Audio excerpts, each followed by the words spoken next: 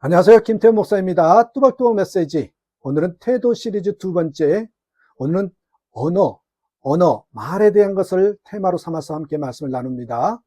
내가 뱉는 말, 하나님 앞에 부끄럽지 않는가?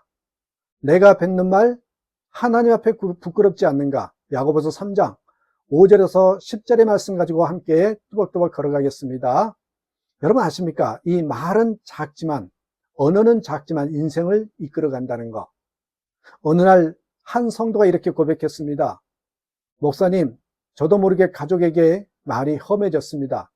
그런데 돌아서고 나서 너무 후회가 되더라고요. 그 말 한마디가 사람을 얼마나 무너뜨리는지 제가 그걸 깨달았어요. 우리 인생을 돌아보면 가장 아픈 기억도 말로부터 시작되었고 가장 깊이 남는 위로도 말에서 비롯됐다는 것을 아실 겁니다. 이 말이라는 것은 눈에 보이지 않지만 삶 전체를 이끄는 방향과 같습니다. 야고보는 혀를 작은 불이라고 부릅니다. 하지만 이 불은 작은 삶뿐만 아니라 영혼 전체를 태울 수 있는 위력을 가지고 있습니다. 그래서 오늘 본문에 보시면은 혀에 대해서 이야기하는데 혀는 작지만 파괴력이 있다는 것이죠. 그래서 특별히 야고보서 3장에서는 이 혀의 파괴성과 혀의 이중성을 이야기합니다. 자, 먼저 혀의 파괴력을 볼까요? 작지만 전신을 불사르는 불과 같다는 것입니다. 이 야고보는 혀를 가리켜 매우 강한 언어를 묘사하죠. 야고보서 3장 6절에 혀는 곧 불이요 불의 세계라. 혀는 우리 지체 중에서 온몸을 더럽히고 삶의 수레바퀴를 불사르나니 그 사르는 것이 지옥불에서 나느니라. 작은 혀가 온몸과 인생 전체를 더럽히고 파괴할 수 있다는 뜻입니다. 여기서 불의 세계라 이렇게 표현한 것은 혀가 얼마나 무질서하고 통제되지 않으면 위험한 도구가 되는지를 강조합니다. 혀는 그 크기와 상관없이 여러분 다음과 같은 특징을 지닙니다. 전신을 더럽힐 수 있다. 삶 전체의 방향을 바꿀 수 있다. 파괴의 근원이 지옥불일 수 있다. 이처럼 혀는 작은 성냥불 같지만 제어하지 않으면 삶 전체를 태워버리는 산불이 됩니다. 그러한 파괴성이 있다는 거죠. 또 혀에는 이중성이 있습니다. 찬송과 저주의 공존이 한다는 거예요. 한 입 가지고 찬송과 저주도 한다는 것입니다. 가장 충격적인 말은 야고보서 3장 9절에서 10절입니다. 이같이 혀로 우리가 우리 주 아버지를 찬송하고 또 이것으로 혀로 하나님의 형상대로 지음을 받은 사람을 저주하나니 한 입에서 찬송과 저주가 나오는도다. 내 형제들아 이것이 마땅하지 아니하니라. 하나님을 찬양하는 그 입으로 하나님의 형상을 닮은 사람을 저주하는 것. 야고보는 이것을 강하게 꾸짖습니다. 이 말씀은 다음의 핵심 진리를 강조하죠. 혀는 단지 소리의 도구가 아니라 영적 상태를 반영하는 거울이라는 것입니다. 입의 이중성은 이 마음의 이중성을 드러냅니다. 하나님과 이웃을 동일한 입으로 대하는 법을 배워야 합니다. 다시 말해 입술에 경건함이 없이 영적인 경건함은 없습니다. 하나님은 입술의 찬송만을 원하시는 것이 아니라 삶과 말의 일치를 원하신다는 것입니다. 그래서 여러분 기억하십시오. 언어는 영적 도구라는 것입니다. 물리기관이 아닌 마음에 반영되는 도구입니다. 야고보는 혀를 단순히 입안의 물리기관으로 보지 않았습니다. 내면의 본질이 흘러나오는 영적 도구로 이해했습니다. 예수님도 마태복음 12장 34절에서 이렇게 말씀하십니다. 마음에 가득한 것을 입이 말함이라. 이 마음에 쌓여있던 것이 입으로 나온다는 것입니다. 그래서 입은 마음의 스피커이고 혀는 심령의 상태를 소리내는 장치입니다. 하나님 앞에서 혀가 통제되지 않는다면 그 사람의 신앙 전체도 흔들릴 수 있습니다. 야고보가 말에 실수가 없는 자가 온전한 사람이라고 말한 이유는 말을 다스릴 수 있는 자만이 자신의 삶도 다스릴 수 있기 때문입니다.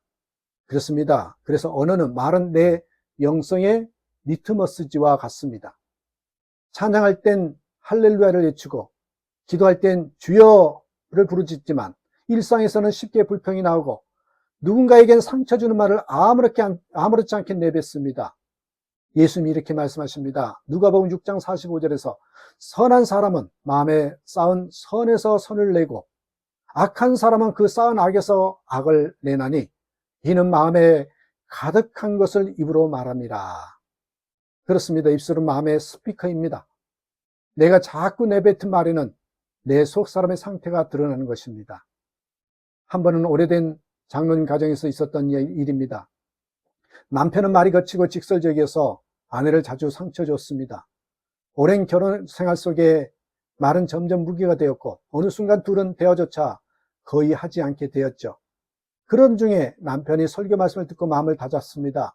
그리고 조심스럽게 이렇게 말합니다. 여보, 내가 너무 오랫동안 당신 마음을 못 돌봤어요. 내 말이 칼 같았던 거 정말 지나보니 내 말이 칼 같았어요. 미안해요. 그 한마디 안에는 눈물을 흘렸고 그날 이후 부부관계가 다시 회복되기 시작했다고 합니다. 이 말은, 언어는 사람을 죽일 수도 있지만 살릴 수도 있어요. 이 언어는 말은 칼이 될 수도 있고 약이 될 수도 있습니다. 여러분 또한 언어가 중요한 이유가 하나님은 이 말로 세상을 창조하셨거든요.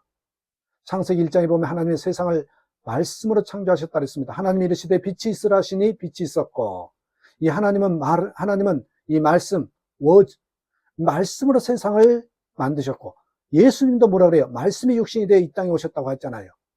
이것이 의미한 바는 신자는 말로 창조하고 말로 축복하고 말로 세워야 하는 사람이라는 것입니다. 그러므로 우리는 우리의 말이 누군가의 마음을 무너뜨리는 독이 되지 않고 세워주는 그런 복음이 되기를 간절히 점검하고 또한 기도해야 됩니다. 그렇습니다, 여러분. 결론적으로 입술이 달라지면 인생도 달라집니다. 입술을 다스린다는 것은 단순히 예의 바른 사람이 된다는 것이 아니에요. 그것은 성령의 열매 중에 하나인 절제가 삶 속에 드러난다는 증거입니다. 야고보는 입술을 다스릴 수 있는 사람은 이렇게 말하죠. 야고보서 3장 2절에서 누구든지 말에 실수가 없는 자라면 온몸도 굴레 씌울 수 있는 온전한 사람이라. 입술이 변화되면 생각이 변화되고 생각이 변화되면 삶의 방향이 바뀝니다. 오늘도 우리 입술이 하늘 앞에 부러지 않는 통로가 되기를 축복합니다. 이렇게 한번 기도해 보십시다. 하나님 아버지, 제 입술을 점검해 보니 너무 부끄럽습니다. 함부로 말했고 쉽게 비난했고 쉽게 상처를 주었습니다. 이제 제 마음과 말의 통로를 정결하게 하소서. 말로 사람을 살리는 은혜의 사람이 되게 하소서. 제가 내뱉는 말 한마디 한마디가 하나님 앞에서 아름다운 고백이 되게 하소서. 이 언어를 잘 사용하는, 살리는 언어를 사용하는 저와 여러분 되시기를 주님의 이름으로 축복합니다. 감사합니다.